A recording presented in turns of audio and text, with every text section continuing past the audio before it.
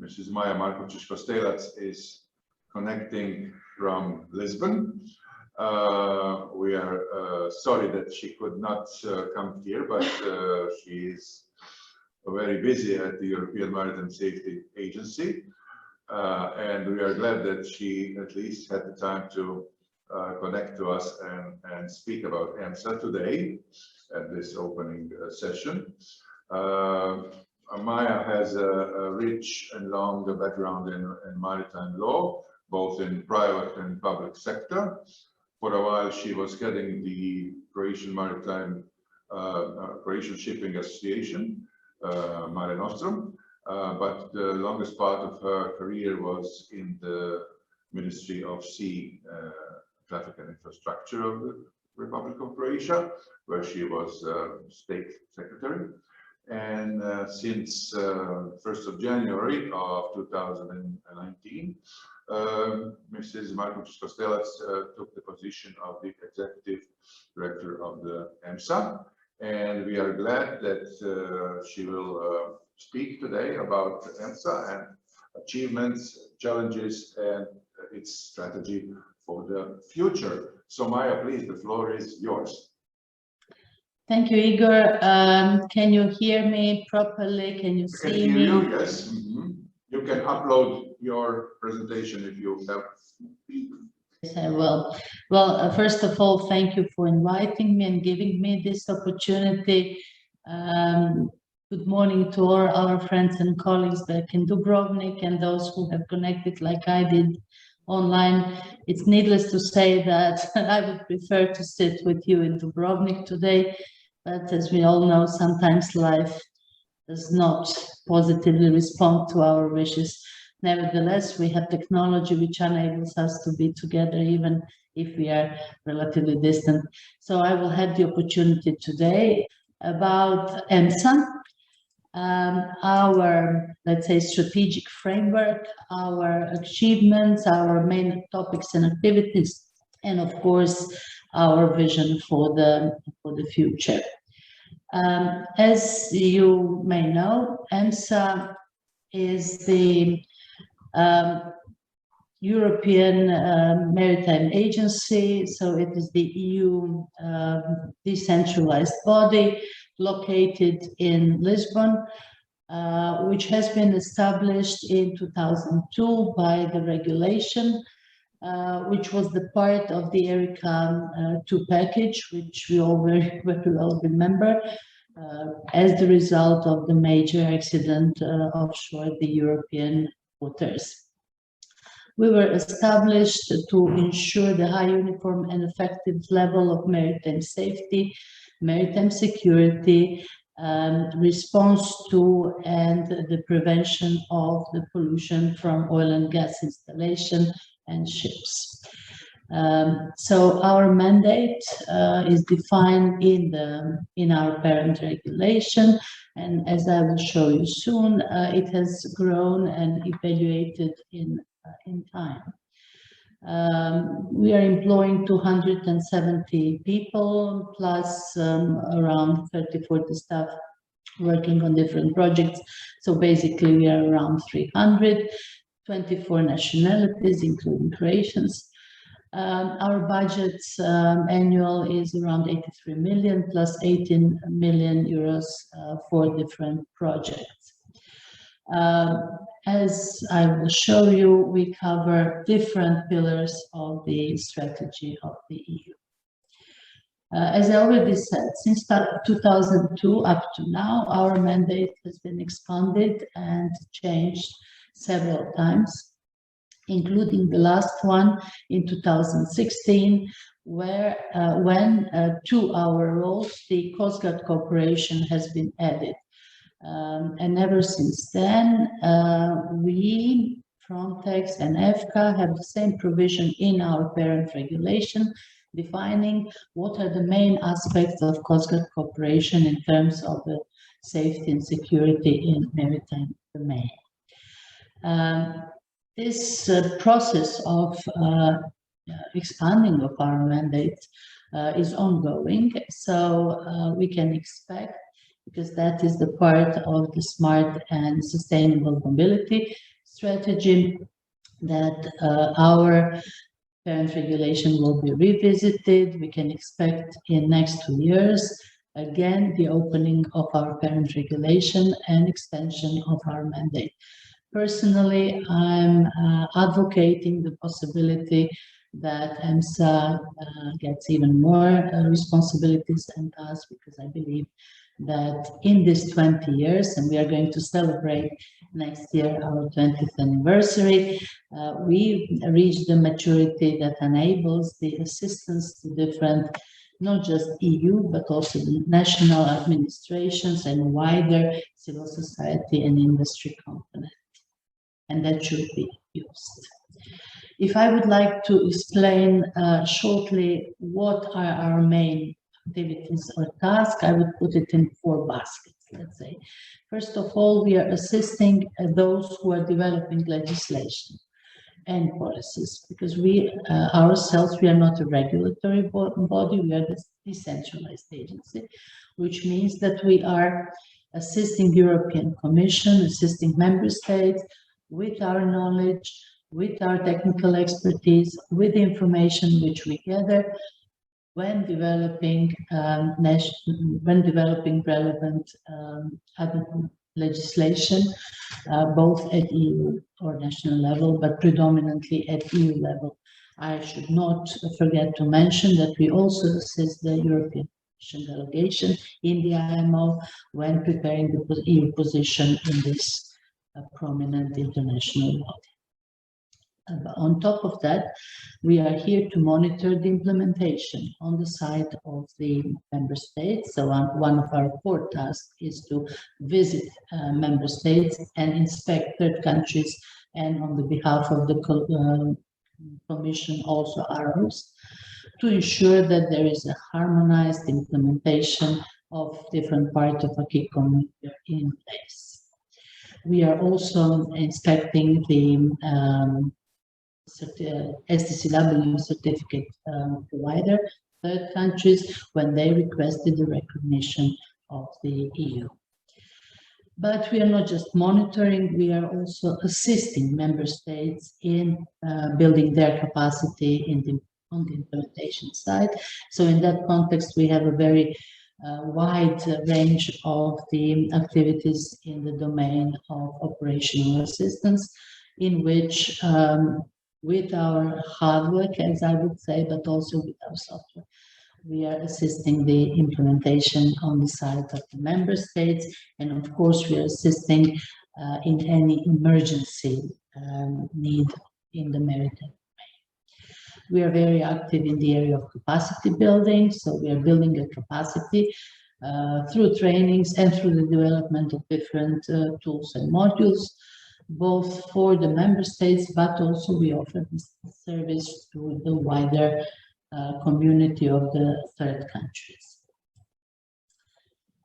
Whenever we discuss strategic framework, or let's say what are the baskets of the measures or the activities Emsa or any other decentralized agency is exercising, that should also be always be seen in the context of the wider strategic framework. And in our case, it is of course the European strategic framework. Nevertheless, whenever we mention shipping, when we mention international dimension of shipping, there is this general understanding that shipping is of course a global industry, it's a global sector, and global sector requires a global legal and strategic framework.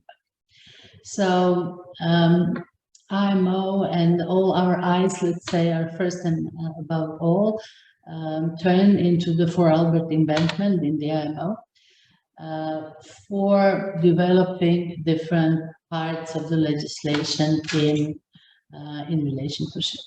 And EU is, of course, very active in the negotiation which took place in the end. Nevertheless, there are a number of reasons why in last 2 decades we see more and more, sometimes we see it as the let's say, a legislative tornado on the side of the EU. But it is always based on some strategic background. So there are a number of reasons why there are more and more of this regional approach when it comes to international shipping. I will name just a few. Let's say one is definitely a political reason, because on a political agenda, for example, after serious accidents or due to the wider political context, like, for example, India, you have different political priorities which push for the legislative activities also dealing with international shipping. Second reason could be that something that has been developed as a recommendation in the international arena needs to be or wishes to be turned into the binding instrument. Then again, we have this approach of ensuring the law enforcing and binding instruments for something that on the international level has been recommendation, for example. I already mentioned sometimes in Europe we wish to have the binding instrument, we wish to ensure the law enforcement, and if you want to ensure the law enforcement, you either have to develop the EU instrument or the national instrument. So these are the main, let's say, elements or main motivating factors that raises the introduction of the EU law into the international maritime law. As I already said, each legislative piece is always a part of some strategic goals. We know that in the 90s we have started with common policy on state seas, under which the packages like ERICA 1, 2, and 3 were developed. And at that time, safety was in the heart of our interest. Then, after 9/11, security became also very, very important, and I would say in parallel, discussed and regulated elements, while since the beginning of this century, absolutely environmental agenda prevails. And now, when we are talking about the EU strategic framework relevant for the maritime transport, we would always say green. That is a very general strategy and framework, but it also incorporates the carbon neutrality by 2050. So it has a very concrete objectives reflected then in the policies of the European maritime transport. Based on EU Green Deal, smart and sustainable mobility strategy was adopted just before the summer, which contains a very concrete pillars and activities, including, as I already mentioned, the extension of the mandate of Emsa. But for example, when we have analyzed this strategy, we found 24 different pillars in which the contribution from Emsa will be needed. And recently, Fit for 55 was also enlightened.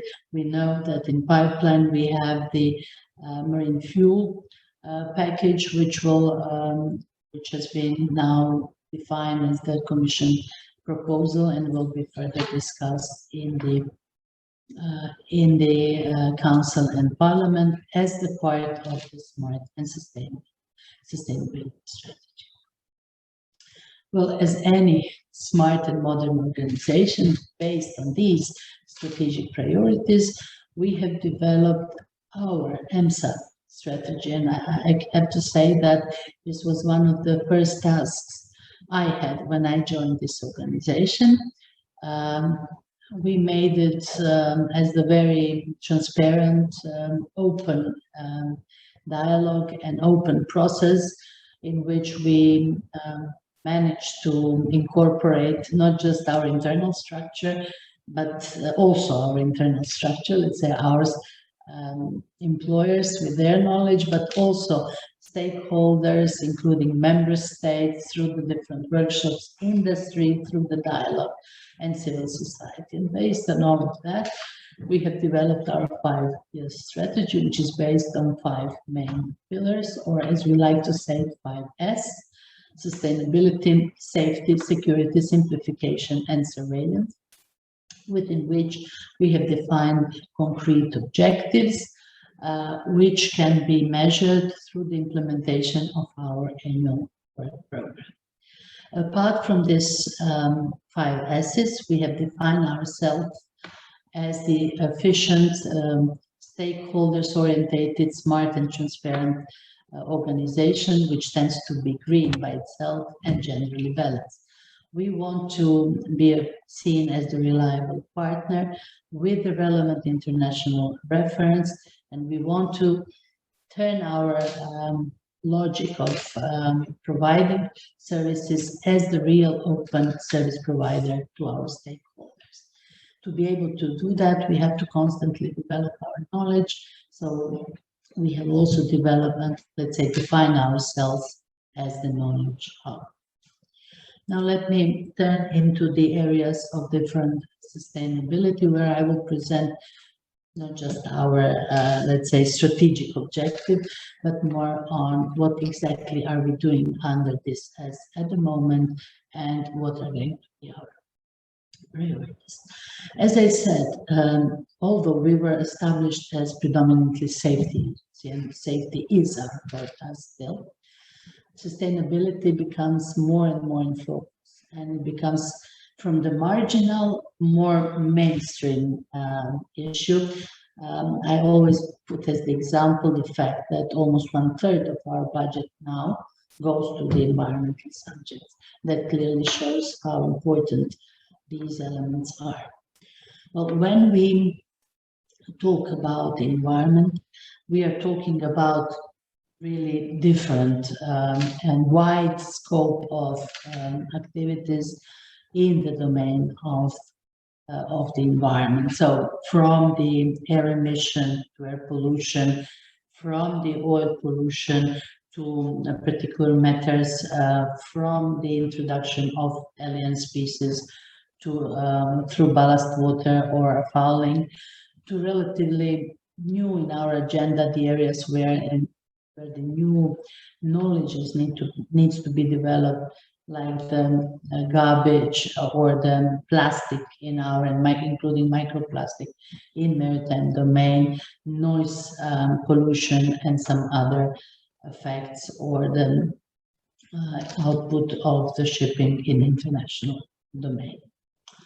So if we were having this presentation 10 years ago, I would certainly start with oil pollution. But today, when we talk about the adverse impact of shipping to environment, then we always start with air emission and air pollution. It is relatively new on our agenda. We know that Annex 6 of Marpol was the latest one that has been adopted in the IMO 1997, if I'm not mistaken, while the first Annex 1 is from 1973. So obviously it is new on our agenda, but it becomes the issue on the agenda due to the targets related to the carbon neutrality. And I have to say that the environmental agenda relating to both CO2 emissions, so the energy efficiency, and the SOx and NOx emissions literally turn shipping into the new era. So when it comes to CO2 emissions, based on the data collected through the system developed and hosted by Emsa, called TETIS MRV, the first tool that is open to the industry, and through which, based on the MRV regulations, shipping industry reports on the CO2 emissions. So based on these reports, when it comes to ships call EU ports above 5,000 GT, in 2018 there were 144 million tons of CO2 emissions, in shipping. Approximately the same number corresponds to 2019, which represents around 30% of all CO2 emissions from transport in EU. When it comes to SOx and NOx emissions, so the air pollution. Again, according to our tool called TETIS-EU, we have calculated that when it comes to SOx, on the global level, ships calling at EU ports represent 16% of the total SOx emissions on the global scale, while when it comes to the intra-European contribution of SOx emissions from different sources, it's around 24%. When it comes to NOx, it's around 22%. Particular matters, 9%. What is important to notice here is that in the area where so-called SOx emission control zone was established, and this is in Europe now, Baltic and part of North Sea, we can witness the really significant drop of SOx emission. In SECAM, in some parts of SECAM, this drop is more than 60%. That's why we are wholeheartedly support and facilitate the negotiation over the possible introduction of Mediterranean SECA, for which it is extremely important that all Mediterranean states, not just EU, join forces and propose the relevant proposal to the IMO. When it comes to NOx, it is a little bit different situation because the NOx control zone, which has been designated in Baltic and Sea, it applies to ships that are built from 1st January this year. So in next 10 years, we won't see much reduction from this designation. It is a more long-term measure. As I already said, if we want to reach the targets of carbon neutrality and the targets of 2030 and 20, there's no way that we can do it by so-called cosmetic measures. It really needs an entire shift to the different propulsion systems in shipping, which then have, of course, its security, safety element, social element. So it is, I usually call it a revolution in shipping, similar to the one when the steam were replaced by motor engines. So it's the real shift. And for that, it is absolutely important that it is not just on shipping industry. It has to be spread around the whole logistical and wider context and chain, and that is something we are always underlining. From our point of view in Emsa, what we are doing, we are raising, let's say, knowledge about the capacity and potential of different alternative fuels, because as you know, we are not still talking about a single solution for all shipping modes and patterns. So we are delivering studies on biofuels, on ammonia, hydrogen, and we are, of course, participating and following the industry-based studies to see how the potential of different fuels and what are going to be backdrops in the implementation. We are also studying the safety aspects of the implementation of biofuels, the different alternative fuels. When it comes to oil, this is one of our core tasks still. So one of the tools that has been developed and implemented in Emsa is the satellite monitoring system called CleanSeaNet, which can identify the oil spills on the surface of the sea, and which service is available to all our member states and neighboring states according to the special agreement we have with them. This system, which is already in place for a number of years, clearly proves to be very efficient. We can notice the significant drop of the the discharges, and particularly illegal operational discharges, since the system is in place. In terms of figures, we deliver each year over 8,000 images to different member states. What is also important to say that we combine CleanSynet with our other tools, namely the monitoring of traffic movements, which enables, including the historical movement, which ensures or enables the identification of polluters, and which has already been used as the case, as the evidence in the cases. We also, as I already said, have so-called hardware. So we have 17 vessels on standby, which can help member states in major oil spills. This is very often, unfortunately, still used, although I again have to say that the number of the major oil spills in Europe has significantly dropped, luckily.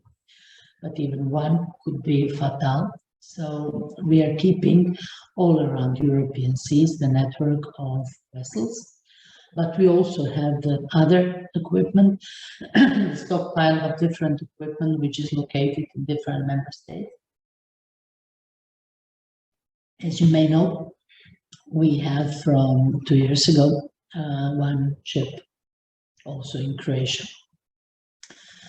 Recently, we also shifted to purchase the equipment for shallow waters, because in principle we were more concentrated on high seas, but since we see that member states in some areas does not have sufficient capacity in combating the pollution in shallow waters, we also built the capacity to assist them in that area as well.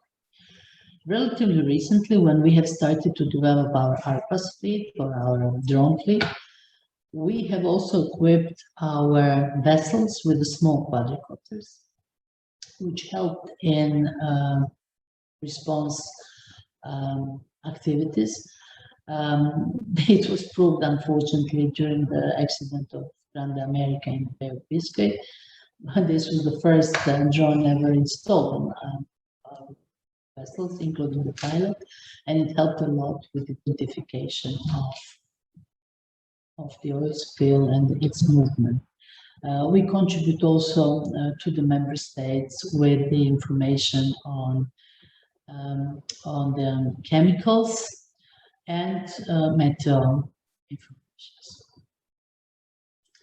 The figures I have mentioned, you can find, and much more, in our first ever developed European Maritime Transport Environmental Report, which we have developed and proudly launched last week here in Emsa. We have developed it in cooperation with the European Environmental Agency, and this was the first presential meeting we have hosted here in Lisbon after a long time. I invite you to find it on our webpage, entire report. I think it will, the scientific community will find it also interesting, as I have already heard that the lawmaker and the policy developer will use it as the basis for some relevant decisions. Our second S is, of course, safety. We are constantly developing, first of all, our knowledge in relation to maritime safety. We are inspecting, as I already said, the recognized classification society, which are recognized by the Commission. We also assist the competent authorities of the member states, both in their capacity as the flag, as well as their capacity as the port state, of course, as a coastal state as well. We have developed different tools, for example, the TETIS, the original TETIS, through which we ensure the exchange of the information of inspection of the ships in ports. We have expanded this product, this European knowledge-based product, to other regions around the globe, which I would say ensures also the level playing field for ship owners.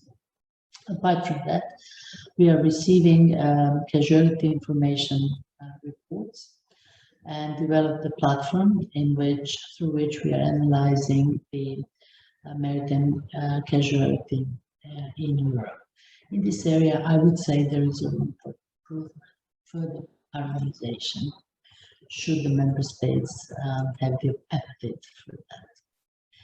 Of course, I cannot mention safety without mentioning autonomous shipping and digitalization. In the area, we are very much involved in the development of the concepts and developing guidances for the trial of the concepts of the autonomous shipping and further the automation of different functions of vessels, both on the side of ship but also infrastructure. We are, as I said, assisting also the European position in the IMO. And here, when it comes to autonomous shipping, I would say that a strong and robust legal framework is something we fastly investigate. We will not, of course, neglect also the human factor, as I would say the key factor of every industry, including shipping industry. Though our activities in relation to seafarers so far were relatively modest, and it was mostly dedicated to the recognition of certificates issued by the countries. But more and more we are entering into dialogue with ILO and with the relevant part of the Commission to strengthen the role of the seafarers in the EU world, EU maritime.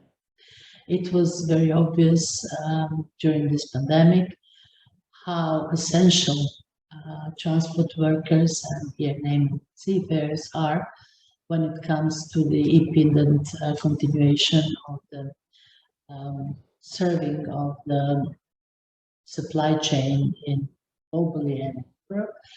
But then it was also very evident that the problems that are facing by the seafarers are equally dramatic, and we have to ensure that such a situation does not.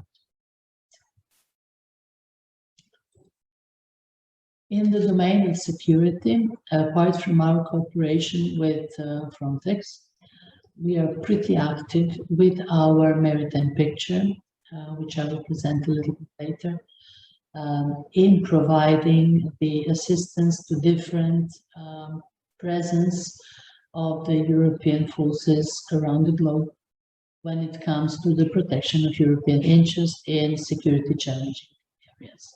In that context, we were supporting EUNAVFOR in Somalia and Indian Ocean area with the mission called Atlanta.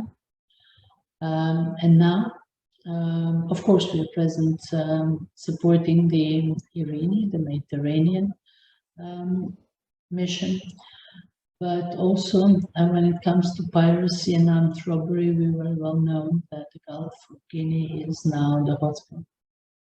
So while in parallel there are negotiations and possible introduction of the new program or operation in this part of the world, we are supporting always with our Earth observations or satellite program the forces which are at the moment based as a pilot project with the interested member states.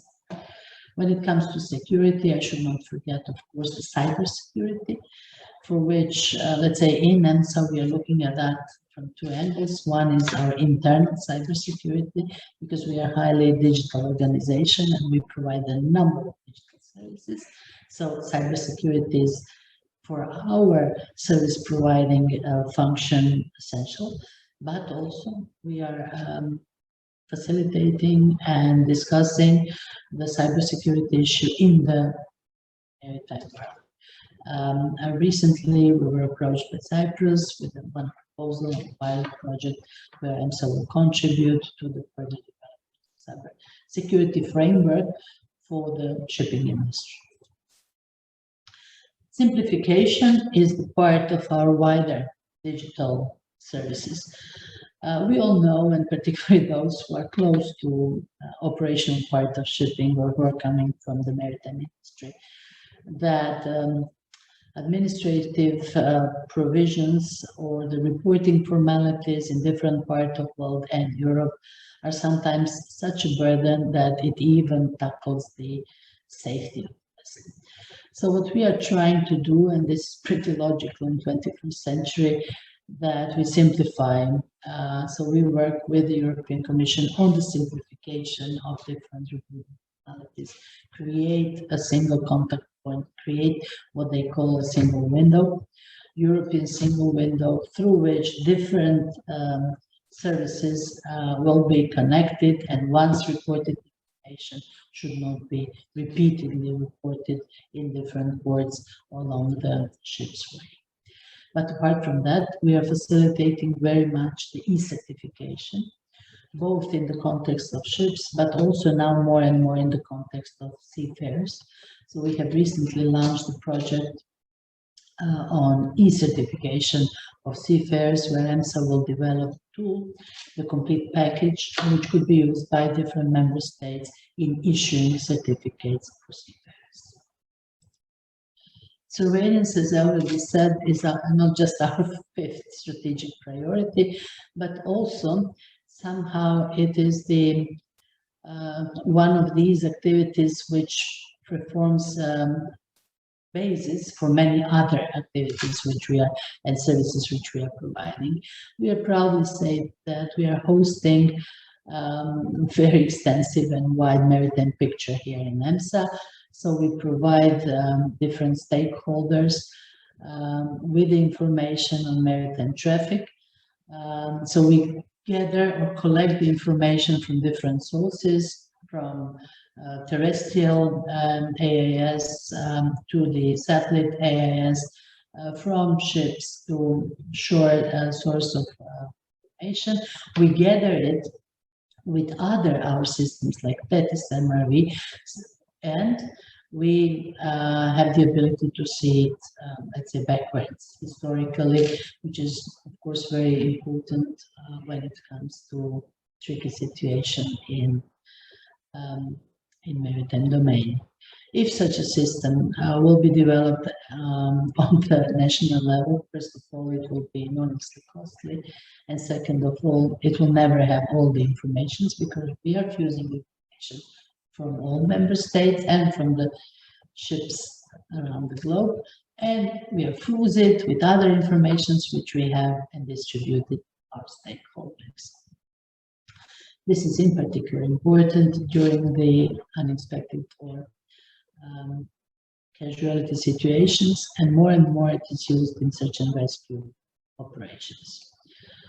To our maritime surveillance, we have recently added more artificial intelligence, so we are developing autonomous behavior monitoring algorithms, which enables different stakeholders to identify what they find as a critical behavior. For example, if they want to identify all vessels that have switched AIS, or all vessels that change the course in an unusual way, or whatever situation it might be, it could be identified by using this tool. We are, of course, exploring how to use artificial intelligence in different parts of our constantly. In our maritime surveillance, we have relatively, as I already said recently, added the fleet of different RPASs, different drones, from small quadricopter to the long endurance fixed wings planes, which can be used and which are used in different contexts. So as I already said, it could be used and it is used for the operation purposes, but also some of our artists are equipped with what we call sniffers, which enables them to fly over the vessels and measure in real time the SOx and NOx emissions from the ship. And this information is immediately exchanged with posted control officers on board so that they can check whether there is a compliance on board that particular vessel. We, of course, use it if the vessel is in the region for search and rescue purposes. And what is important, we exchange this information which we gather from maritime surveillance with other bodies, national authorities, and other, let's say, sister organizations. As I already said, our role in international portfolio and our role in capacity building becomes more and more evident and larger. That's why last year we have established a project which we call Emsa Academia, under which umbrella the continuous professional development of different tasks of the maritime administration is ensured. In principle, we are developing the full curricula for Black State Control officers, Fourth State Control, Search and Rescue personnel, VTS personnel. Now we have in the pipeline sulfur directive inspectors, name it, MLC inspectors. So in principle, through the academia, we will ensure that the inspectors or the other officers of the member states all received equal level of training on top of what member states provides as well. But under our academia, we are also providing services to the other countries, mostly our neighboring regions and states like SAFEMED, Black Sea and Caspian Sea, and more IPA countries. Apart from that, we are very much present in third countries, regions when it comes to emergency situation.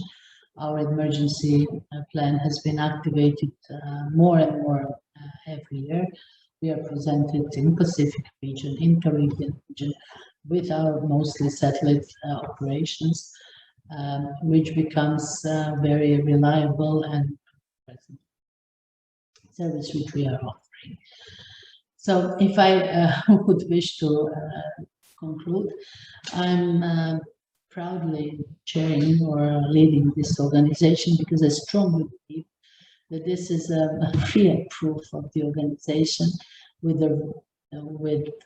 which provides the services that would never be able to be provided at the national level with such efficiency. So €1 invested in us means at least €10 that will be invested in a single member state. It's 27 times more than if you would develop systems 27 times, and it will never be as efficient. I could also say that the good relation between the European institutions, namely those located in Brussels, and the wider maritime stakeholders community, like industry stakeholders or NGOs, could only provide it if it is located in neutral, technically developed and knowledgeable organization like European agencies are.